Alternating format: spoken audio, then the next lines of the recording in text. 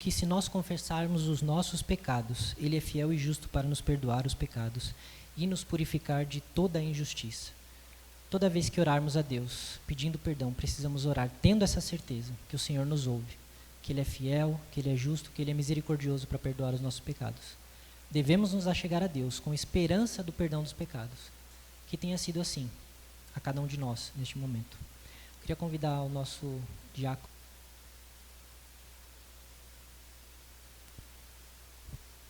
Amém. Deus está aqui entre nós.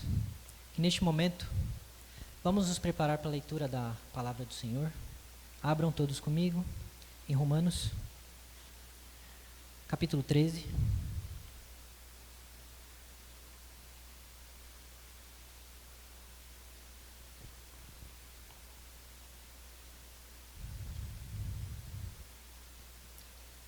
Vamos ler a última sessão de Romanos 13, do versículo 11 até o versículo 14.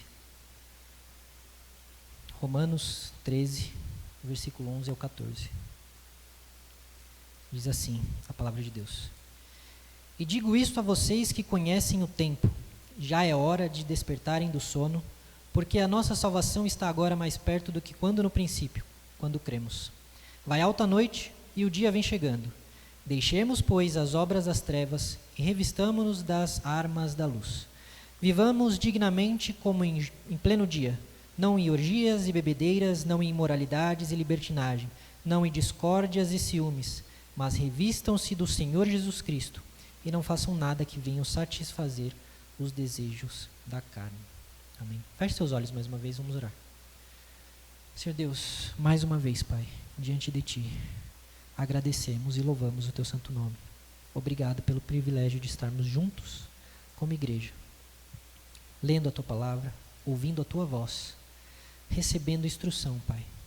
Que o Senhor neste momento venha nos ajudar a focar na Tua mensagem, focar naquilo que o Senhor tem para nós. Que o Senhor tire qualquer distração que possa nos tirar da Tua presença, de entender, de ter para si aquela boa parte que o Senhor tem preparada para nós, Pai. Prepara o nosso coração, prepara a terra do nosso coração para receber a semente da Tua palavra. Ajuda-nos a ouvir, a guardar e a dar frutos a partir dessa mensagem. Que o Senhor use a minha vida, que o Senhor fale aos meus irmãos, às minhas irmãs, como tem falado comigo, Senhor. Que o Senhor me use apesar das minhas fraquezas, das minhas limitações. E que possamos dar ouvidos à Tua voz. É o que eu lhe peço em nome de Jesus. Amém.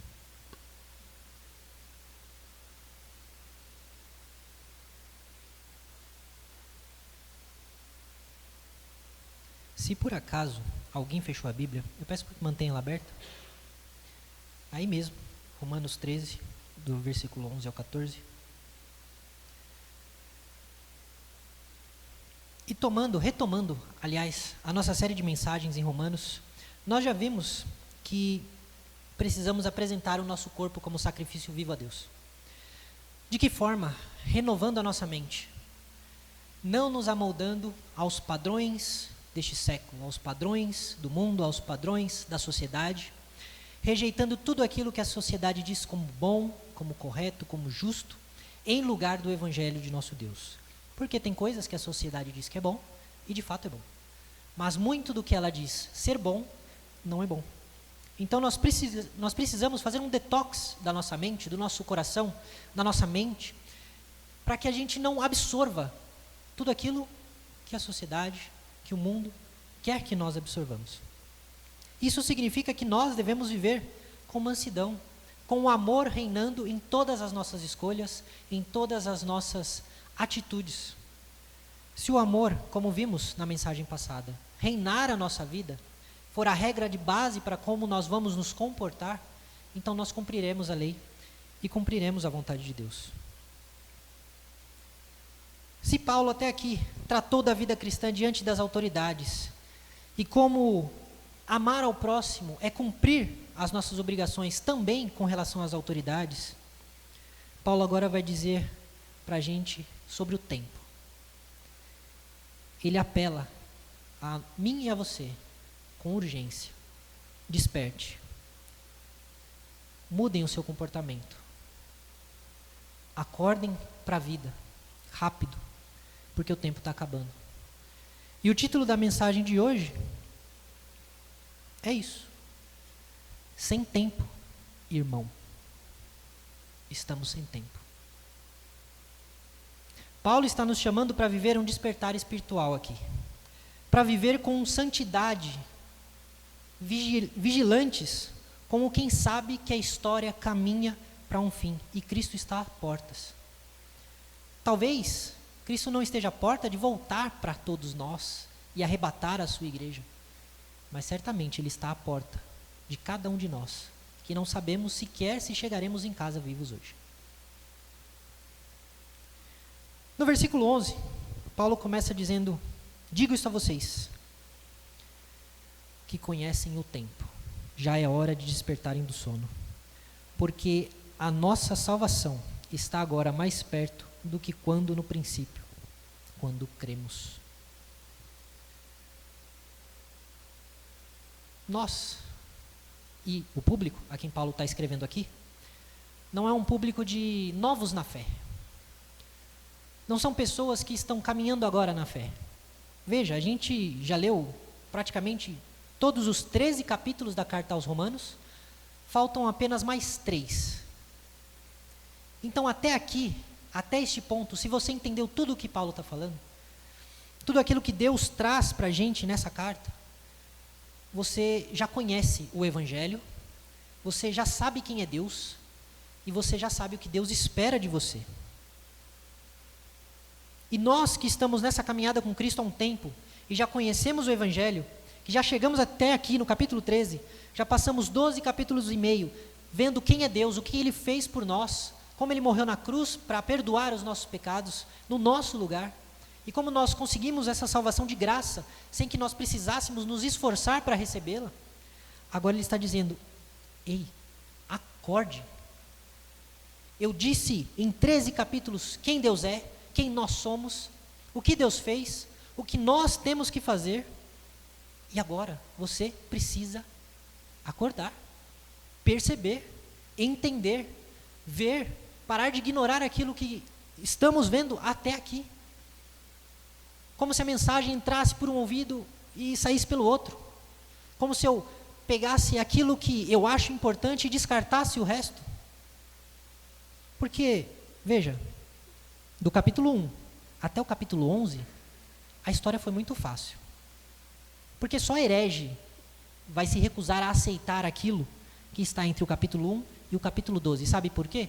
Porque entre o capítulo 1 e o capítulo 11, nós estamos lidando com Deus, quem Deus é e o que Ele fez. Mas a partir do capítulo 12, nós lemos o que nós precisamos fazer, como nós devemos viver. E é aqui onde as pessoas começam a não querer aceitar. Porque elas começam a perceber que elas têm que mudar, que elas têm que rever os seus caminhos, que elas têm que rever as suas atitudes. Elas passam a perceber que Deus não é simplesmente um Deus das ideias, que eu idealizo e que eu imagino, mas é um Deus que se revela na prática, no dia a dia, no nosso comportamento. E Paulo, quando ele nos chama a despertar, ele nos chama a deixar de ser passivos espiritualmente, deixando a nossa vida espiritual como algo que só acontece aos domingos. Aqui talvez, como nós estamos numa igreja presbiteriana, talvez você levante a mão, talvez você glorifique a Deus, talvez. Mas enquanto isso a vida vai passando, a sua espiritualidade também vai passando, e você vai como que, deixa a vida me levar, deixa o barco ir, e eu vou seguindo, para onde o vento me levar eu vou. E Paulo está falando, não, a nossa salvação está perto, está mais perto hoje do que ontem, e estará mais perto amanhã do que está hoje. Então nós precisamos acordar, porque o retorno de Cristo, ele se aproxima. Os últimos dias estão aqui. Nós, recentemente, vimos, não sei se todos viram, mas eu creio que sim, com relação à guerra entre Irã e Israel, diversos religiosos, teólogos, pipocando notícias nas redes sociais, dizendo que agora Cristo retorna, agora será o arrebatamento, agora o povo judeu vai finalmente perceber o que vai acontecer, o anticristo vai vir. Gente, Paulo está dizendo, acorda, os últimos dias já chegaram. Faz 2000 anos que nós estamos vivendo os últimos dias. Pedro, quando foi discursar o seu primeiro sermão, ele disse a todos que o ouviam, nos últimos dias, não, ele disse nestes dias, apontando para a profecia, que na profecia dizia, nos últimos dias. Ele diz, nesses dias, hoje, agora, nós, nos últimos dias, o tempo já chegou. Nós estamos vivendo as vésperas da volta de Cristo. Ah, mas faz 2000 anos que Jesus não volta, como assim está nas vésperas? Faz 2000 anos. Mas quem disse que você vai viver 2000 anos esperando Jesus voltar? Se você tiver sorte, 100, muita sorte, talvez não chegue aos 80. E como assim? Cristo não está voltando. Nós precisamos olhar para as nossas vidas. Precisamos nos santificar, buscar mudar os velhos hábitos, abandonar os pecados que nós sempre fizemos, mudar tudo aquilo que nós consideramos normal, sejam fofocas, sejam rancores passados, sejam mágoas, seja uma visão distorcida de Deus, seja uma vida sexual ativa fora do casamento, não importa. Seja a mentira, um pecado que ninguém vê, a não ser quando é descoberto. Seja o orgulho, seja a inveja, seja a gula, porque ninguém fala da gula. Tem muito crente que acha bonito comer bastante e ser guloso. Nós precisamos rever os nossos caminhos.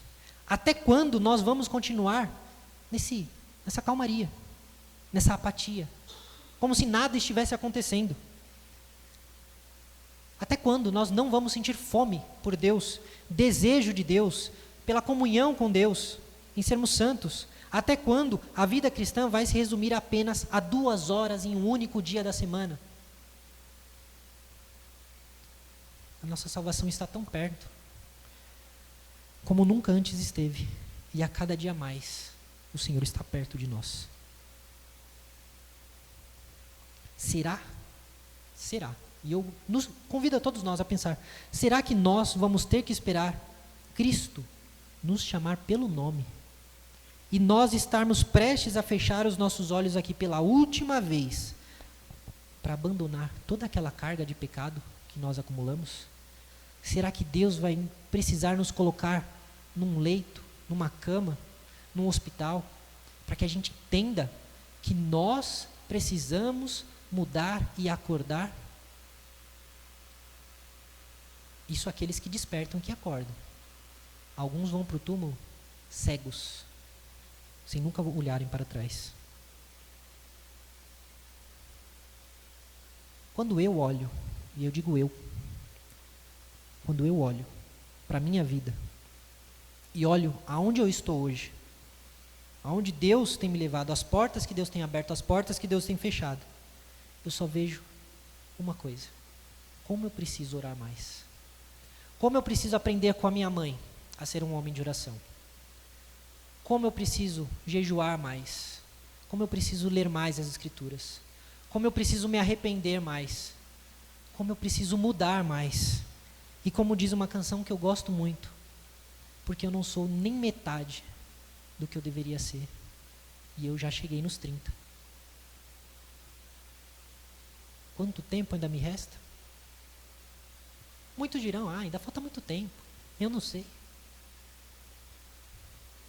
Cada vez que eu olho para a realidade do que é e de como deveria ser a minha vida, como falta para alcançar aquilo que Deus merece, que eu dei a Ele. Como falta para mim estar à medida, à estatura do varão perfeito, como diz as Escrituras. Como falta para eu dar a Deus aquilo que Ele merece. Por isso que Paulo está dizendo, vocês sabem em que ponto da história nós estamos. Vocês já foram salvos, já foram justificados, agora é vida nova. Então agora acordem. No verso 12 ele vai dizer, vai alta a noite, e o dia vem chegando. Deixemos, pois, as obras das trevas e revistamo-nos das armas da luz. Ele faz um outro contraste aqui, entre noite e dia. Noite, a era presente, dominada pelo pecado, dominada pelo sistema do anticristo, porque não se engane, A Bíblia diz que o espírito do anticristo já está entre nós, já está atuando entre nós, levantando governos, levantando líderes, levantando falsas igrejas, falsas religiões, falsas ideias, falsas ideologias. Nós estamos vivendo o dia das trevas. Nós estamos mergulhados nas trevas. A idade das trevas não foi a Idade Média. A idade das trevas vem sendo até hoje. Ela continua, porque a sociedade, o mundo todo ainda está mergulhado no pecado. E nós temos o privilégio de não viver na noite, de não viver cegos, de não viver no pecado. Nós temos o privilégio de viver na luz, no dia, como cidadãos do reino de Deus. Nós estamos no mundo, assim como o mundo do apóstolo Paulo, onde a igreja é perseguida. Não da mesma forma, ferozmente, pelo menos não no nosso país. Mas vai ao Oriente Médio para você ver se você pode dizer que é cristão. Você não pode. A igreja está sendo perseguida no Oriente Médio há mais de 2000 anos.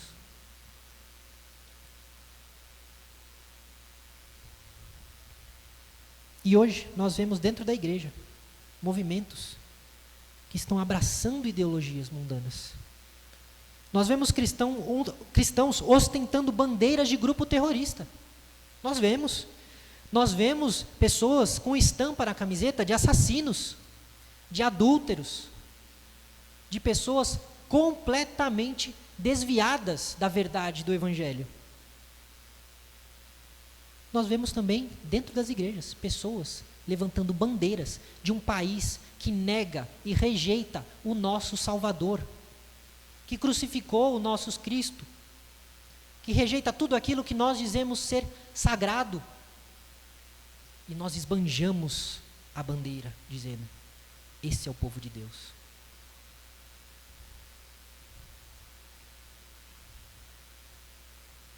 Por todos os lados, as trevas parecem cegar a vista dos ímpios, e até de alguns crentes. Mas Paulo vai dizer que vem o dia, o tempo da manifestação da glória de Cristo, o dia onde tudo será revelado, onde tudo será deixado às claras, onde todo olho verá, onde Cristo aparecerá, e Cristo não deixará dúvida alguma sobre quem Ele é. Está chegando o dia de nossa redenção final, de nossa glorificação, da restauração de todas as coisas. Nosso Senhor está às portas, e Paulo está reforçando aquilo que ele disse no versículo 11. Resta pouco tempo para que a noite deixe lugar para o dia.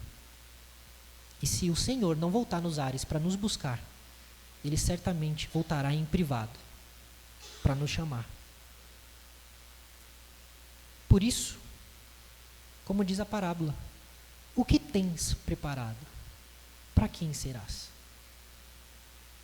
Todas as noites cansadas por causa do trabalho, por causa dos estudos, todas as noites cansadas por causa das paixões desse mundo, que você tanto tem gastado tempo ao invés de se dedicar ao seu Salvador? O que nós temos feito de tão precioso que mal tem sobrado tempo para consertar as nossas vidas, para olhar para o Salvador e para ver que Ele está às portas?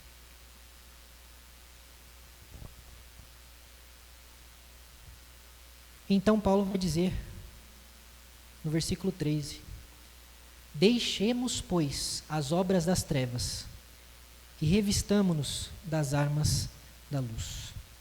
Deixa as práticas velhas da vida. Deixe aquele velho homem lá atrás.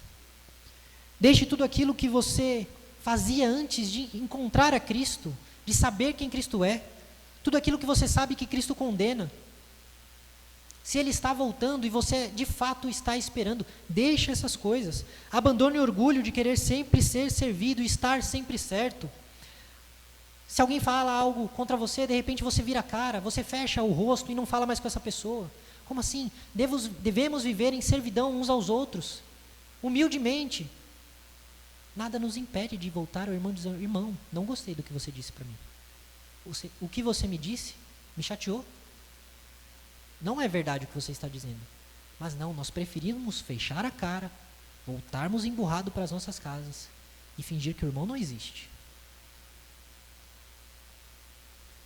Abandone o desinteresse ou o amor por conveniência, onde você só conversa, você só se interessa, você só se dispõe àqueles que lhe são úteis. Eu converso com tal pessoa porque eu preciso de um favor. Eu falo isso com aquela pessoa, eu procuro aquela pessoa porque de repente vou ter que procurar, né? Não dá para fazer sozinho.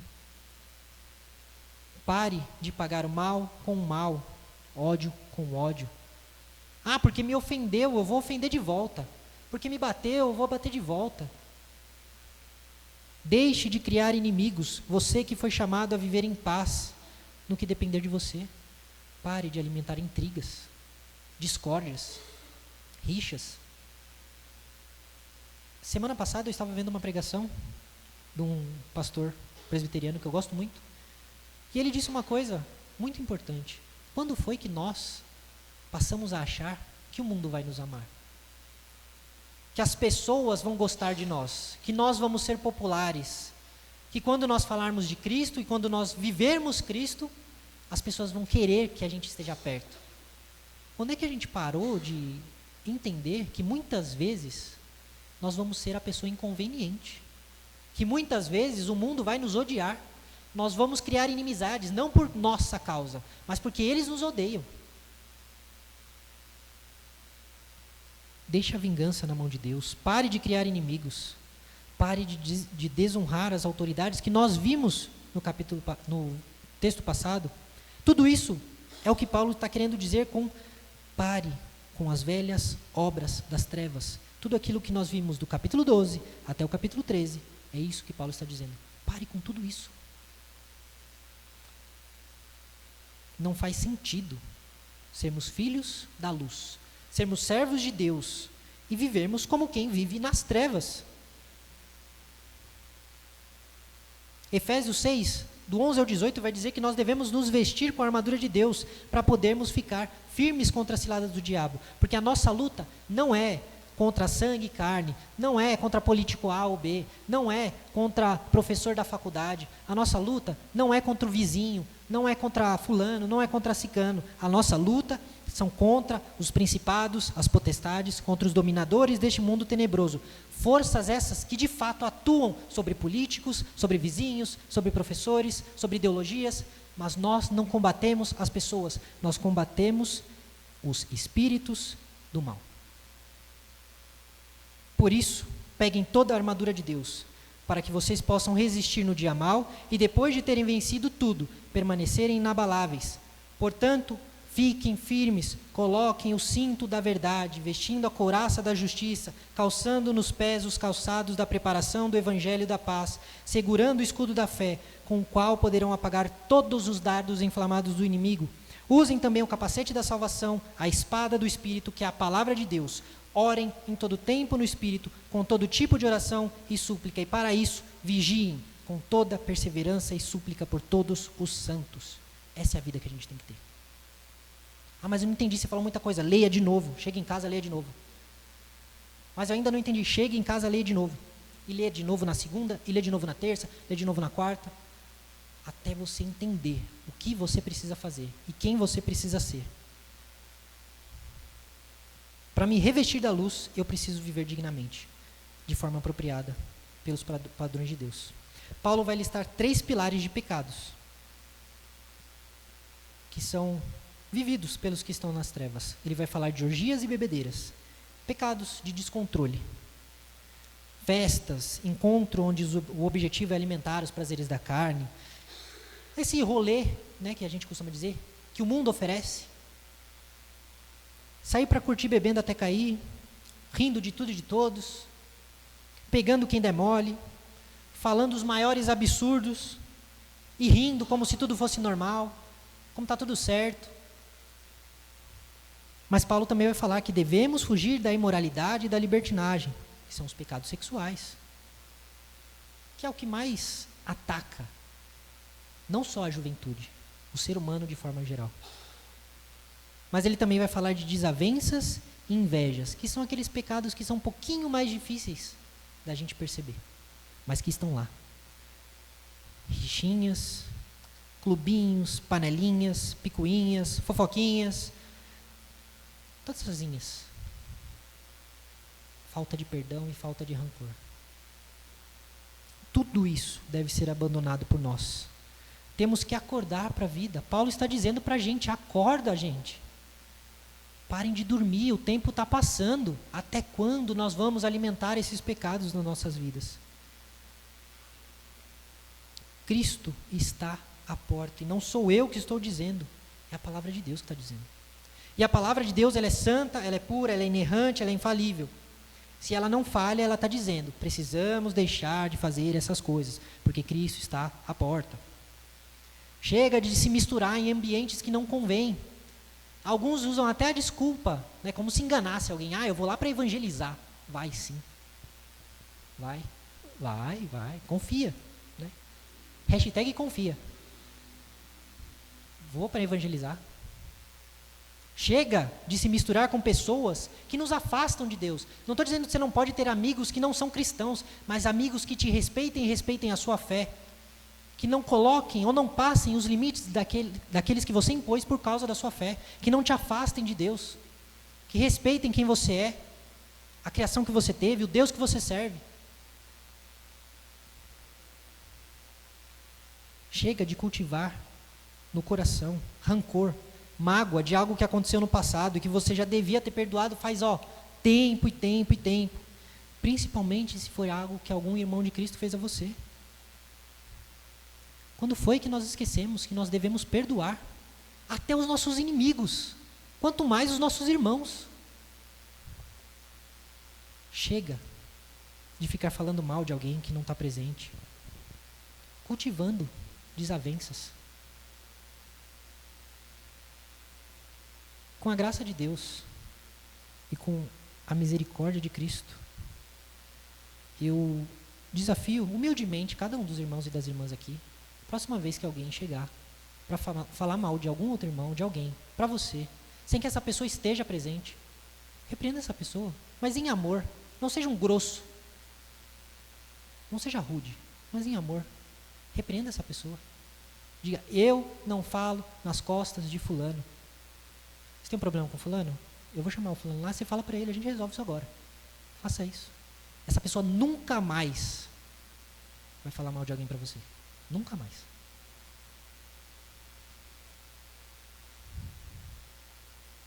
Às vezes a gente precisa constranger a nós e o pecado do nosso irmão, para que ele perceba o que ele está fazendo. A urgência da volta do Senhor é real. É melhor constranger o irmão hoje do que deixar ele continuar trilhando o seu mau caminho. Vamos acordar, igreja. O Senhor está voltando e Ele está à porta. Último versículo, versículo 14, diz: revistam-se do Senhor Jesus Cristo e não façam nada que venha satisfazer os desejos da carne. A expressão revistam-se aqui é de vestir mesmo, igual você veste uma roupa. É uma ação de tomar uma identidade. E a sua identidade é Cristo, o Filho de Deus. É ser um imitador de Cristo. É ser alguém que se veste como Cristo. Como é que a gente sabe que alguém está cursando odontologia, medicina ou coisas afins? Qual é a primeira coisa que eles fazem? Comprar um jaleco. Por quê? Porque precisa do jaleco. Você precisa se vestir como alguém que vai exercer a sua profissão. Como é que a gente descobre que alguém é um policial militar? A sua farda. A sua farda mostra quem ele é. Mostra a autoridade que ele tem. Como é que eu sei que alguém é um cristão? Eu vou comprar uma fantasia e vestir de cristão? Não. As minhas obras, as minhas ações, o meu comportamento, aquilo que eu falo, aquilo que eu vivo, tudo isso, as pessoas vão olhar para mim e vão falar: é crente. E muitas vezes vão falar com desprezo, tá? Vão falar: ih, é crente. Não espere que vão falar: nossa, é crente. Não, não espere isso. É crente. Você não é o que o espelho diz que você é. Você não é o que os seus pensamentos dizem que você é.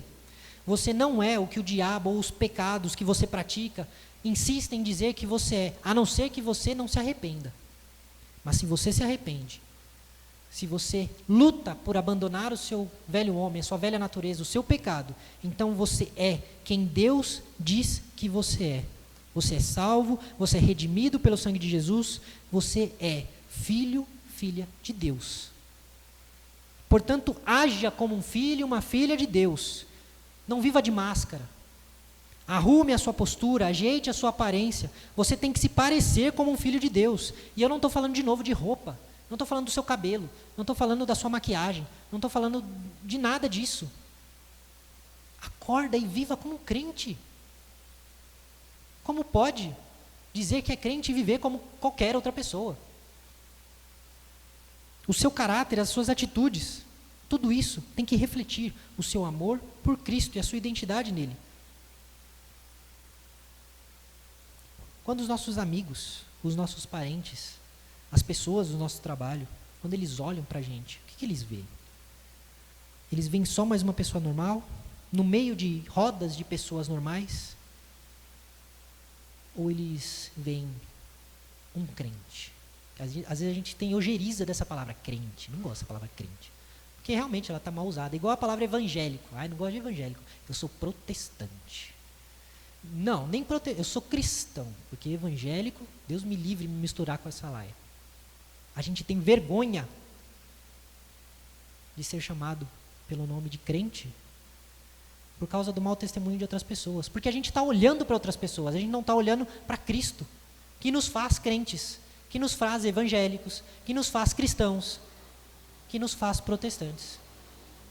A nossa identidade está olhando para o que as pessoas estão dizendo de nós, em vez de olhar para Cristo, que nos dá essa identidade.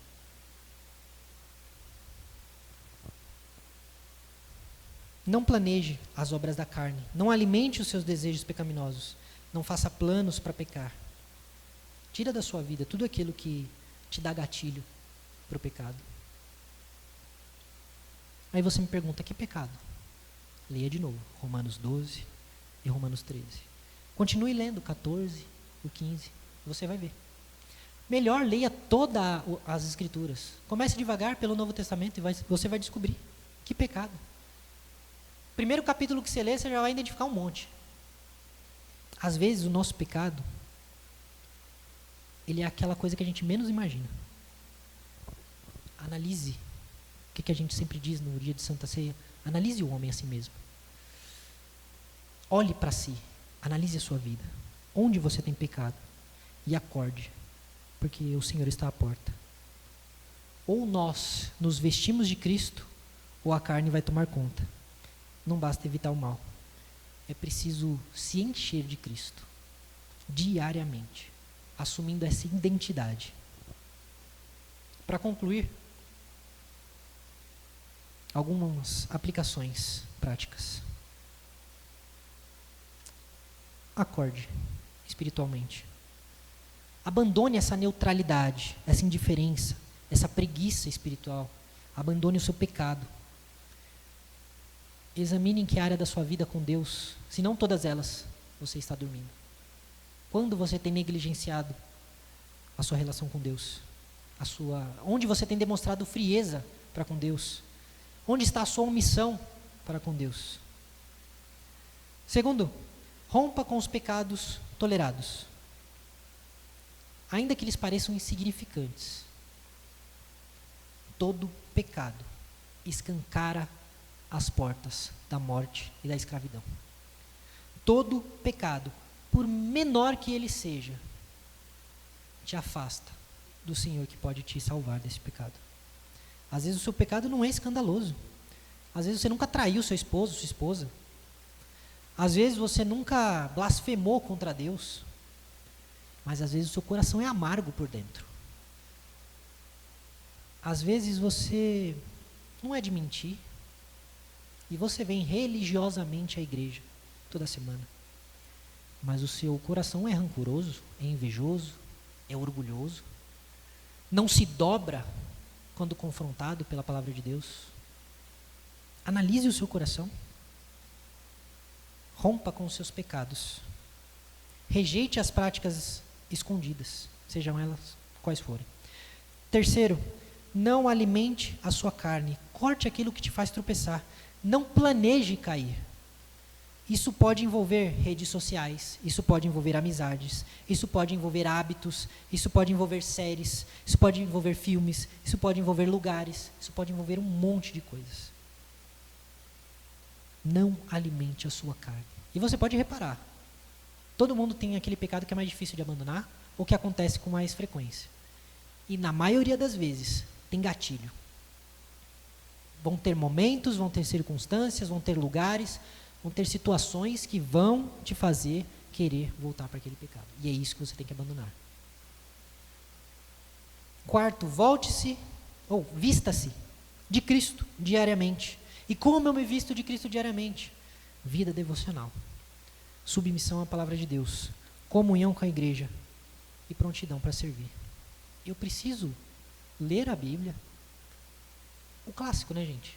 Que todo mundo está cansado de ouvir. Ler a Bíblia, orar, estar na igreja. E eu adiciono sempre, porque isso mudou minha vida, jejuar. E a gente não fala mais de jejum.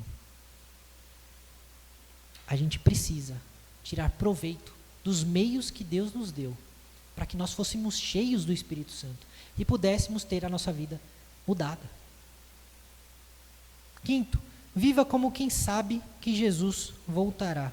Isso precisa mudar como você trabalha. Isso precisa mudar como você trata o próximo. Como você reage à tentação. E como você usa o seu tempo. Você precisa estar diariamente consciente de que Cristo está voltando. O cristão que percebe a gravidade dessa situação, ele vive com os pés na terra, mas os olhos nos céus. Ele não se esquece de botar os seus joelhos no chão e orar, e pedir misericórdia a Deus, e clamar por mudança, por arrependimento, por renovo, por avivamento espiritual. Lembre-se, já é hora de despertarem do sono, porque a nossa salvação está agora mais perto do que quando no princípio, quando cremos. Amém?